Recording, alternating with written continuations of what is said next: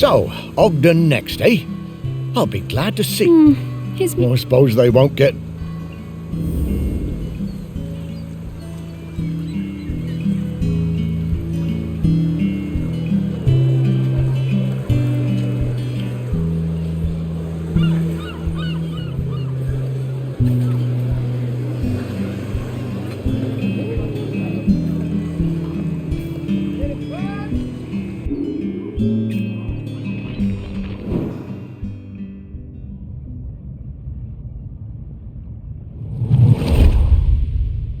I remember we was walking home from school, a bunch of us, and I told him my granddad said the lad had a live battery. Everyone laughed, but I told them it was true. Ogden didn't believe me. Someone would have seen it. He dared me to climb in and prove it, sneaking past the big house. We were almost caught by the gamekeeper and had to run, hell for leather, for the woods. We reached the trees, out of breath. I was bent double and leant against a tree.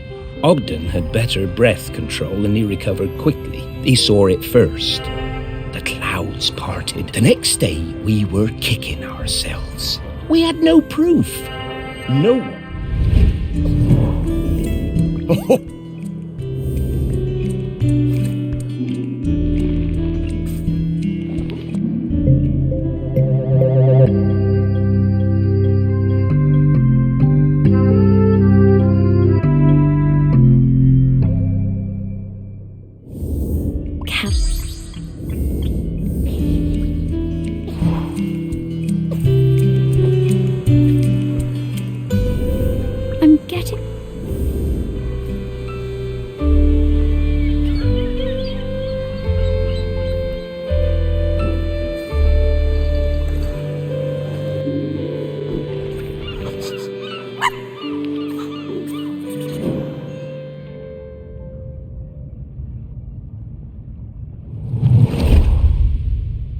We were 14 when we started going out. Me and my friend Cassia had started a beach clean at the weekend, and Ogden turned up with his mate Godfrey.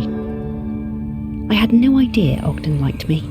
He'd been going out for a few years when I applied to Floristry College on the mainland. I didn't tell Ogden. I didn't believe I'd get in. But I did get in. And he was gutted. I felt terrible. I didn't want to hurt Ogden. He said he didn't mind, but finally, on my last night, I made a decision. I would take an apprenticeship at the garden centre on the island instead. But when I opened the door the next day, I found Ogden's sousaphone left on the doorstep. I was terrified. I ran down to his house, my heart in my mouth. His mum, she never did like me, was a little bit smug. She told me Ogden had said I was more than a bit tearful, but, looking back, I think... I spend a lot of time with Sal.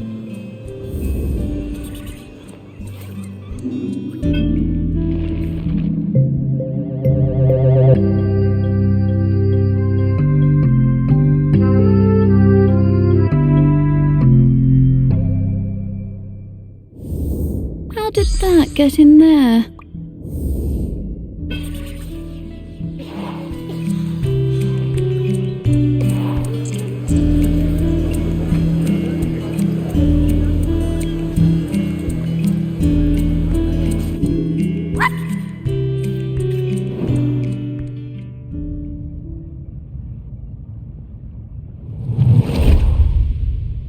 I remember when a young Ogden asked to join the Shelmerston Silver Band. I recognised his talent immediately. He could play anything, that lad. Literally anything. Eventually he settled on the sousaphone, which he always insisted on playing with his lucky bronze mouthpiece. One evening after the Silver Band played a storming concert in the Camel, Ogden and Sally got it into their heads to go for it. It really rattled him. Ogden was worried he wouldn't be able to perform without it. But of course, next time we played, he could play anything, that lad. Ogden. Speak for you.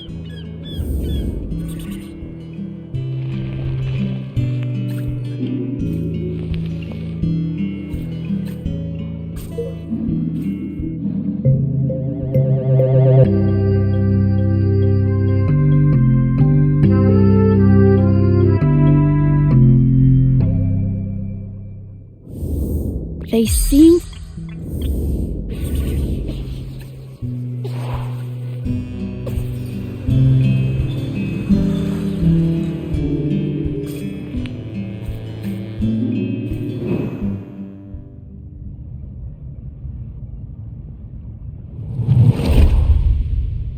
It was the day of the island cricket match out on the volcanic sand spit. We had lost to Appledore for the past 3 years, and it was my first year as captain. I didn't want another loss on my watch. Ogden had just come back. Ogden showed up with his own bats. He told me he'd won it in a pub in Dunedin and that it had belonged to a famous New Zealand player. I wondered whether I should put him into bat at all, but Ogden whispered... Ogden hit a six with his first stroke. We went wild! And just when I thought it must be a fluke, Ogden hit so many cricket balls out into the sea that we had to stop play. We'd run out. It was a stunning win, and we carried Ogden back across the... How's that?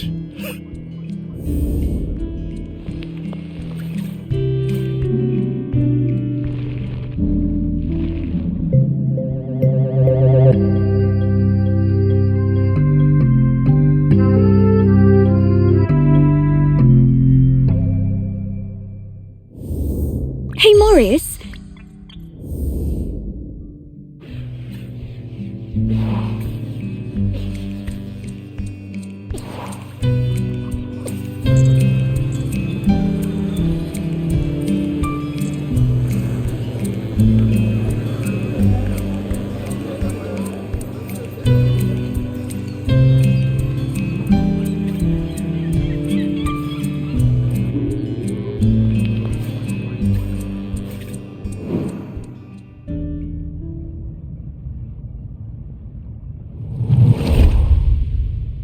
I missed Ogden so much, and for the first month there was no letter at all. I took my place at college on the mainland without knowing how he was feeling. It was a shock how low it made me.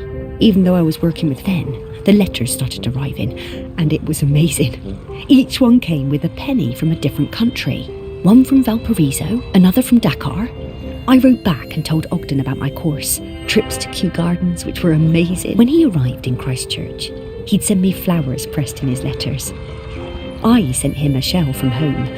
And then I came back to the island. And when my father died, I opened up my own florist shop on the quay.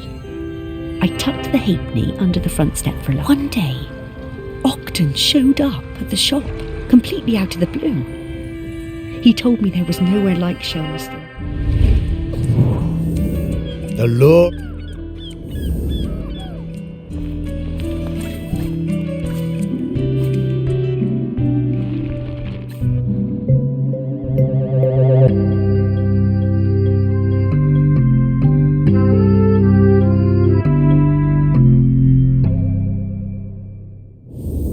Yet one good thing.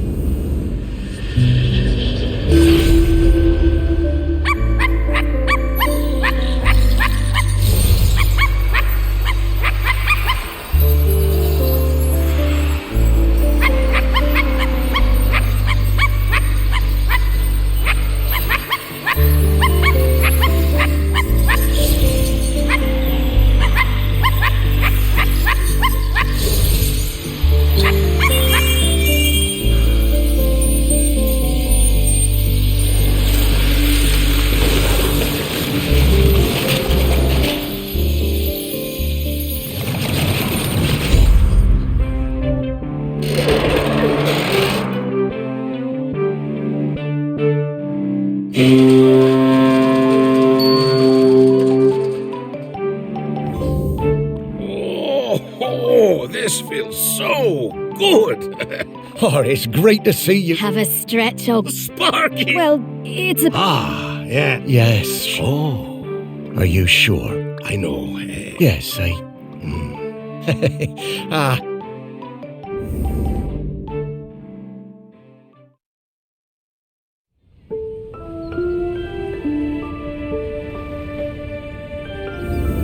Well... You were busy with... You did plenty. Hey, how long? No, a I little... have?